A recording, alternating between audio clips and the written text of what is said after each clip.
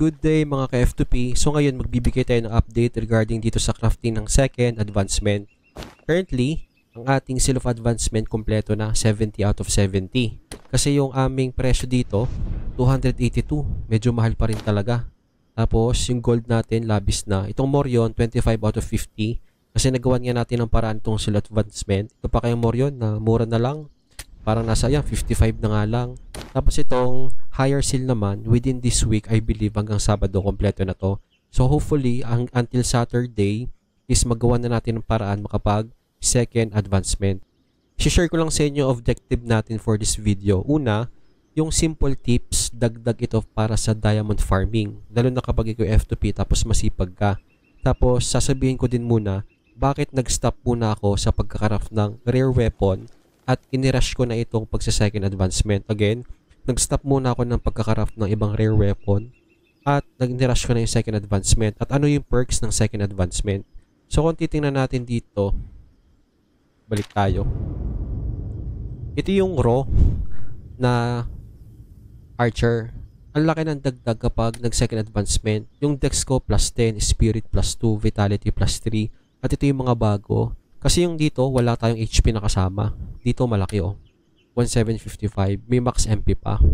And so on and so forth. Dagdag na yung regen, skill, speed, skill damage. At may mga skill tayo na maganda. Although itong skill na ma-unlock natin uses more MP, may dagdag naman tayo na ganyang kalaki na MP. And ma-increase talaga yung stats natin for 30 seconds, inflict heavy damage. Kaya sobrang ganda. Since ito pa, laki na ng dagdag nga nito sa ating advancement or mga raw stats, ay may isa pa pala tayo dito. Upon second advancement natin, kung pupunta tayo dito sa achievement, punta tayo dito sa growth, may makukuha pa tayo dito na ito, weapon style. Tapos ang laki din ng dagdag, range accuracy plus 10 pa, damage plus 9 pa, and may amp ng skill damage, at saka ito ba, amplifier, amplification, or skill damage plus 15 pa. So yung nakukover natin yung hindi natin pagkakarap ng weapon kapag na-unlock natin yan. So currently, ito pa lang yung rare natin. Dito, 5 pa sa part. Sa accessory, 5 pa rin. At naisip ko kasi, itong guild contribution natin, since ay 13 days yung tinatagal ng event natin, makakadami pa ako talaga ng guild coin. At sobrang sulit kasi yung guild coin na labis, ibibili ko na lang ng ancient papyrus sa pagkacraft natin ng halimbawa normal craft, ibang armor. Halimbawa ito, upcraft tayo niyan. Parang yun na lang yung problema ko, yung papyrus, yung Morion, sobrang dali naman. Yung papyrus kasi medyo mahal pa sa ngayon. Kung bibili natin to, server namin 250 pa. Every week ata to, may 5 pa ako makukuha. So kung tatagal pa, I believe makakasampu pa ako hanggang mag-reset siya. At yun yung paraan, makakakuha pa ako ng 2 pa na rare na epic armor. Kaya yung isang reason ko kung bakit hindi nag-stop muna ako. Kasi nga, namahal talaga yung seal of advancement. Kasi ang dami pa rin ngayon na mga whale natin na ito na yung pinupush through. Balik tayo sa class. Tapos dito sa third advancement nila, tingnan nyo yung requirement. Higher na to Ang taas na ng requirement. Ang iba dyan, gumagawa na ng paraan para makaipon ng 1,250. Tapos 75 na nga nito and more yon.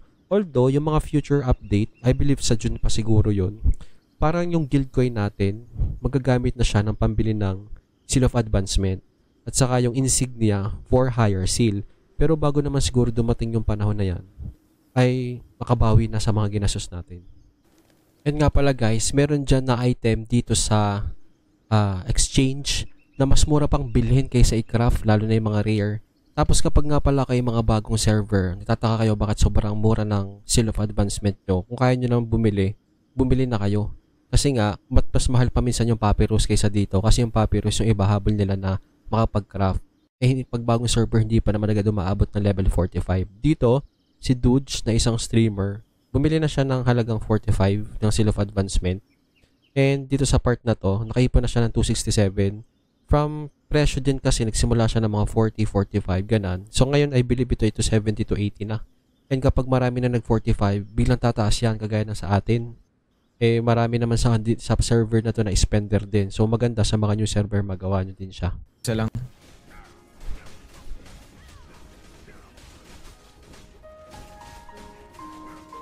Tapos may isa akong tip regarding sa diamond farming na i-share ko sa inyo na pwede nyo naman gawin, pwedeng hindi. Kasi may mga dapat i-consider doon. Ngayon, ang kulang ko na lang pala ng Morion 825 na nagkakahalaga ng 55. So, 1375 na lang kompleto na ako sa Morion. Ayan. So, yung tips na i-share ko sa inyo ay itong character, adding additional character. Wala naman pan dyan. Ayan. I-share ko lang sa inyo dito yung tips and tricks natin regarding dito sa additional character. Pwede to legal kasi hanggang ano siya, 4. Ang bawal lang talaga dito is yung dalawa yung client. Ibig sabihin, dalawa yung account mo sa isang PC, sa isang IP. Since ito naman ay isang account lang at iba't ibang character, pwede ito. Kasi shared naman sila ng Dayas. Pero yung ibang part ng insignia, hindi siya shared. Yung gold contribution, hindi shared. Ano lang siya sa Dayas at saka event. So ngayon, kung bakit ko siya ginawa, kung o-open natin tong Vanguard na isa, ginagamit ko siya sa farming ng diamond. Nga pala guys, may delay dito, madidelay yung main character mo in terms of gold at saka in terms of experience. Kasi syempre, ipapalevel mo to. Kasi ang napansin ko lang dito, nakakaswerte siya ng loot. Nakaloot ako dito ng Seal of Advancement at the same time, Morion. Hindi pa lang open itong exchange. Kasi ma-open yung exchange upon reaching level 35. So, ang maganda dito, ang technique dyan, I believe ma-open sa level 20 or 25 itong dungeon ng itong sa Land of Prosperity. So, kapag natapos mo na sa main mo, pwede kang mag-switch dito. And itong Erliata Temple yung hinabol ko. Yung Erliata Temple, ma-open to at level 30. So, 35, napakadali na para makuha ko yung sa exchange. Kasi, upon reaching level 30, iniwan ko na siya sa Erliata Temple. Paglabas ko doon, level 32 na ako. At hindi mahirap yung mga main quest kasi wala naman dong certain na boss na mahirap talaga. Kumbaga kahit nakatayo ka lang, kaya mo siyang patayin. Ang akin lang ditong tips is dito sa Erliata Temple. Kapag natapos ko na to, kasi ang ginagawa ko sa Erliata Temple dito, iiwan ko lang siya from alas 12 ng gabi. Babalik na ako ng alas 8 ng umaga. And makikita ko na lang kung ano yung magiging loot niya. Kasi kung ayaw mo naman na mag-farm yung character mo ng magdamag hanggang gabi sa main mo, pwede mong gawin yung additional. Kasi mahalaga sa Erliata Temple, baka makakuha pa ng mas maganda na loot. Nakakuha nga ako dito, ito, at saka ito. Kaya habang ito ay mataas pa, makaganda na ma-level 35 ko to at ma-exchange ko.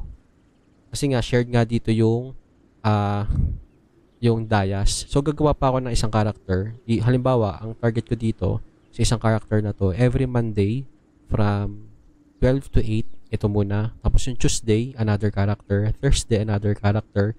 Friday, another character. Parang ganun. At saka yung main ko, ako na lang bahala dun sa Sabado at Linggo para yung oras na to na 8 hours, ma-work ko siya efficiently sa main character. So, ang hindi ko lang sure dito, kasi may check-in din dito into guild eh.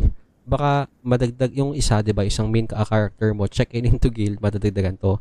And itong isang ito, iba pa din yung guild. Baka pag check-in into guild, saka yung donate, parang bilis oh. Parang 7 days pa lang nakaabot na ako ng ganito. Siguro bukod pa to. So kung gumawa pa ako ng isang character at may guild, pasok siya. Ito naman ay illegal kasi character naman, additional character lang naman to. So ngayon, balik na tayo sa main account at pwede na tayong bumili ng additional na Morion. So yun nga, 341.55. So ang dami, tigba 20.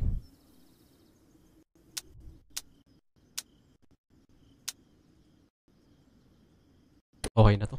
220. Ayos. Yun, 29 na, 30. So, konting-konti na lang. Sana sa Sabado, second advancement na. Yun lang guys, buyers, I'm out.